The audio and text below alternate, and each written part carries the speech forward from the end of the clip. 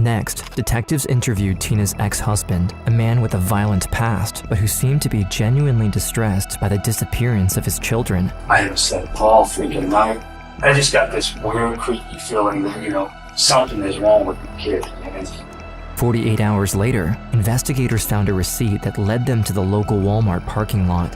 The security person actually said that he thought the vehicle he was driving was a Toyota Yaris. So I thought, well, how many Toyota Yarises could there be in Knox County? Following the trail of clues, they found a second house linked to the case, but nothing could have prepared them for what they'd discover inside. I mean, the whole house was full of leaves, in bags, but there were just huge piles of leaves all through the house. And then they noticed that there was a dresser pushed against the basement door, and it was only on removing that dresser and going down into the basement that they discovered Sarah. And I could hear Joe yelling, "They found her, she's alive, she's alive."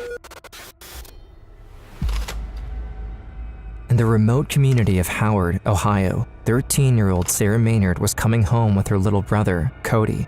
As she entered the house, she expected her dog or her mom to greet her, but instead was met with silence. She began removing her shoes and noticed something sticky under her sole. She saw a clot of blood as she turned it over. She took a step back away from Cody and witnessed an unsettling scene. As she turned her attention back to her little brother, she noticed his wide-opened eyes weren't focused on her, but rather fixed on something else, something behind her. Later that same day, Valerie Haythorne, Tina's manager at the local Dairy Queen, grew concerned when she didn't show up for work. She tried calling Tina's phone, but it went straight to voicemail. The manager grew increasingly worried as the hours passed. She eventually tried to call Tina's emergency contact number, Stephanie Sprang, but again, received no answer. Finally, as the sun began to set, Valerie got in her car and drove to Tina's house to check on her. When she arrived, she noticed that her Jeep wasn't in the driveway. The manager knocked on the door and got no answer. She had a bad feeling and knew something had to be done. The door was unlocked, so she took a look inside. What she saw prompted her to call the police immediately. Sheriff Barber's office. Yes, this is Valerie Haythorne. One of my employees did not show up for work this afternoon, which is totally uncharacteristic of her. I'm out of her house now. I just went in her home because I'm so worried about her. There is blood everywhere. Don't go back in the house. We begin tonight with a developing story, a mystery that grows stranger by the minute. An entire family just vanishes. As the search intensifies, so does the fear in this community. I think everyone's just kind of really scared that something like this could happen so close to home. Combing through the whole residence proved to be difficult. There was forensic evidence in literally every room, and analysis had to be carried out in each of them. Drag marks from each of the rooms converged into the bathroom. Motor oil had also been poured all over the place. Detectives assumed this was done in an attempt to eventually set the scene on fire or contaminate the evidence. On top of that, many footwear impressions were found on the floor. One was so accurate that they were able to not only identify the size, but also the brand. Right beside the door, heading outside, was an imprint of a small women-sized airwalk, probably something a teenager would wear. This information led Agent Winterrich to think that Sarah had probably been kidnapped by the person behind the attack. We made our conclusion that it was most likely the 13-year-old girl who had walked out of there, and we hoped that she was still alive. An entire family going missing in such a small town left the police dumbfounded. But even if the case was unusual, the clock was still ticking for Sarah, so the Knox County Police split their forces into 3 entities. The first group would stick to the department, gather as many relatives and friends of the victims as possible, and conduct back-to-back interviews. Policemen, canine squads, and volunteers would search the fields, forests, and mountains across the area. Friends and neighbors scouring a wooded area looking for any sign of a missing family. The last group, the detectives, kept investigating the house and identified 4 different blood samples. Everything matched the family profiles, except one, which was later identified as Stephanie Sprang's, Tina's best friend. Back at the station, the officers interviewed Larry, the kid's estranged father. They once received a complaint of domestic violence against him in the past, so he was high on their list. I just got this weird, creepy feeling that, something is wrong with the kid. I haven't slept all freaking night. I haven't been best, since any of this.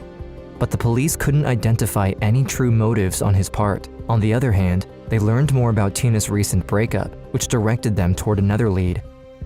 Tina Hermann was in a relationship with a man by the name of Greg Borders, a live-in boyfriend, that they had been living together in this house for some period of time. Greg was the last person to arrive at the scene after the incident, and also the last to show up for his interview. He said that he and Tina had a big fight the very same day she went missing, so the police decided to keep him close while they checked up on his alibi. Can you tell me a little bit about Tina? I know we had our problems, but I still love her. Well, why was Tina looking for an apartment? She was mad. She knew I was going to stay with my friend that night, and she thought maybe I was going to see a girl and do something. What day was that? Say more of it. And you know it didn't sound good with everything that's going on. You know what? You gotta understand. And I ain't worried, and I would be worried too. With nothing else to go by, they turned to Stephanie's friends and Tina's co-workers to no avail. Well, she didn't show up for work Wednesday. And nobody could get a hold of her. Her phone was off, and we were like, okay, what's going on? I talked to her Tuesday night, and I talked to her Wednesday at 12:10. After a whole day dedicated to interviews, the officers found next to nothing, but on the other end of the town, the detectives inside the house were on the verge of making a discovery that would change everything. They still hadn't looked at the garage, the only unsoiled area on the property. Inside, they discovered a Walmart plastic bag laying against the wall. They unpacked 2 tarps, some heavy-duty garbage bags, and a receipt. So the detectives headed to the neighboring town of Mount Vernon, where the store was located. They requested to review the CCTV footage matching the receipt's date and time. They carefully scrutinized the video for any clues that could lead to the identity of the kidnapper, and what they found was nothing short of shocking, a discovery that completely altered the course of the investigation. Gagged and tied up, Sarah was let out of her mother's Jeep in the middle of the night. She looked around for a second, trying to figure out where she was, but her abductor immediately put a pillowcase over her head before pushing her into the trunk of another car. Inside, she attempted to piece together what had just happened to her, and more specifically, what actually happened to her family. Her thoughts were interrupted when, suddenly, the trunk opened. He then drove me to another house. He unblindfolded me, and then he put me in the basement. Inside, Sarah noticed a most unusual odor from under the pillowcase, almost as if she was in the middle of a forest or standing over a freshly mowed lawn. But the underlying smell of decay crept in after a while. Before she could identify where it came from, she was thrown onto a weirdly textured mattress. But all of it came together when the kidnapper finally removed the pillowcase covering her eyes. I saw leaves everywhere. The leaves were all over the walls. He had told me he wanted to put leaves to make my bed comfortable. 3 days had passed since the kidnapping, and Sarah's situation had gone from bad to worse. Her abductor forced her to wear garbage bags as clothing before throwing her in a damp crevice behind a wall under the stairs. He then told her she should be grateful for how he treated her. He felt good about himself for him to think that he fed me and stuff, and he didn't. He didn't let me shower or do any of that stuff. I didn't eat anything for 4 days. Didn't sleep. I stayed awake worrying about where my family was. Furthermore, she had to deal with the unending descent into madness her captor subjected her to. I think I just listened to everything he told me to do, and just thinking about what had happened to them and just staying strong. Back at the store, the CCTV footage didn't fit the detectives' original conclusions at all. Instead of someone either from Tina's or Stephanie's life, the video depicted what initially looked like a complete stranger. The security person actually said that he thought the vehicle he was driving was a Toyota Yaris. So I thought, well, how many Toyota Yarises could there be in Knox County? And on the first page, the last one on the page was Matthew Hoffman. The police made a crucial discovery when they checked the suspect's driver's license. Matthew Hoffman's mother's address was registered as Apple Valley Drive, which was located a short walk away from Sarah's home. Although he moved to the neighboring town of Mount Vermont since then, they finally had a lead that could link him to Sarah's family. He looked very much like the subject in the video and was actually wearing the same shirt in his driver's license photo that he was wearing at the store. Armed with the information they gathered, the detectives obtained a warrant and raided Matthew Hoffman's house early in the morning. When they entered, they found him sleeping on the couch, surrounded by leaves. I mean, the whole house was full of leaves. He had collected a large amount of leaves, had them tacked to his walls, in bags, but there were just huge piles of leaves all through the house. While they took him into custody, they started exploring the ground floor, but found nothing related to the missing family. They started doing a room-by-room search. The house's layout was disorienting, with walls of leaves and a weird smell permeating the air. And they didn't find anything else on the ground floor. They didn't find anything else on the second floor.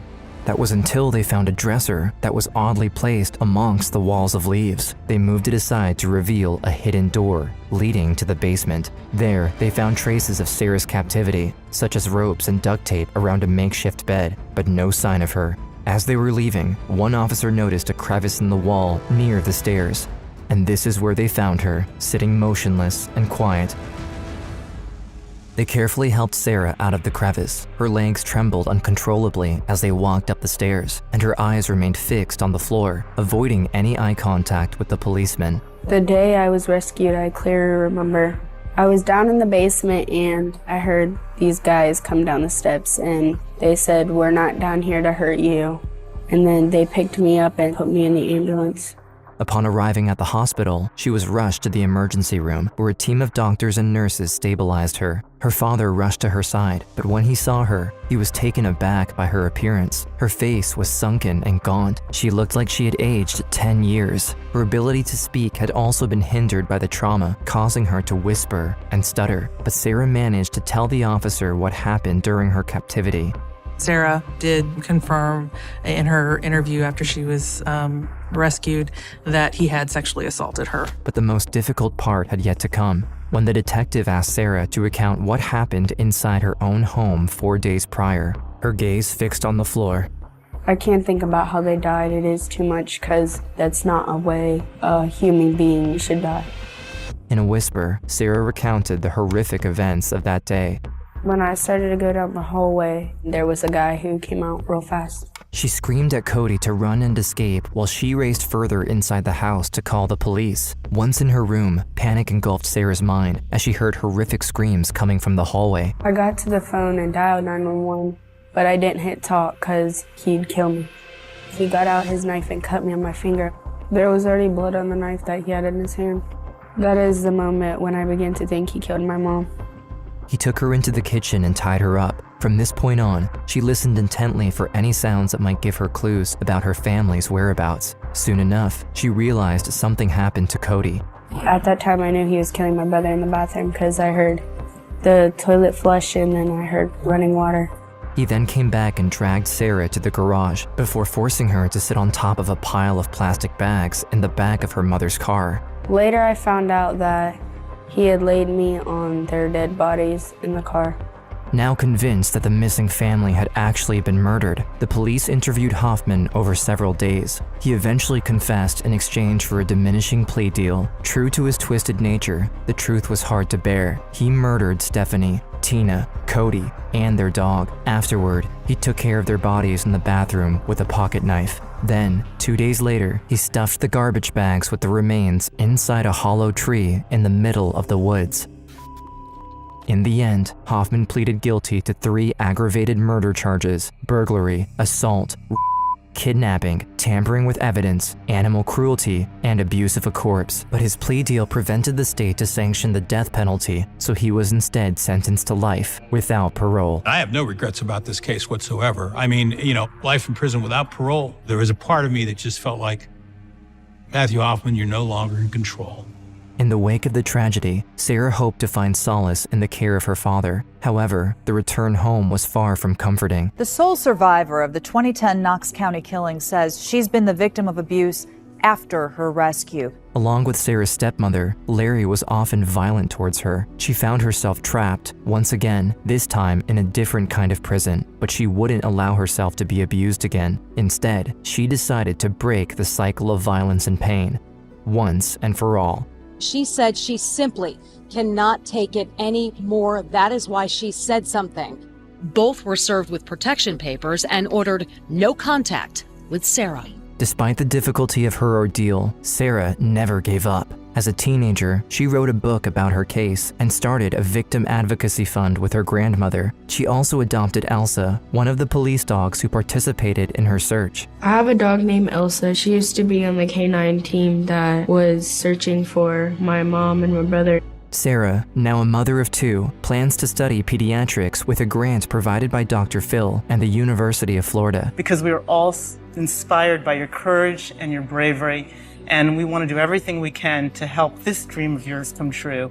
After taking time away from the media to focus on raising her own family and carrying on the legacy of her loved ones, Sarah chose to break her silence for Jamie Kloss, a fellow kidnapping survivor whose case closely mirrored her own. If she is able to look up to me, I can help her in a very positive way. Sarah, I think your case is the closest to Jamie's. What is your advice to Jamie? Of course, we feel days, where we feel hopeless and we want to give up. Of course, I'm sure all of us feel that way, but we can't. Despite her difficult past, she continues to move forward and embrace her journey as a survivor. It made me become a really strong woman. It made me become a really strong mother. I've just got to hug you for a second. Are you okay with hugs?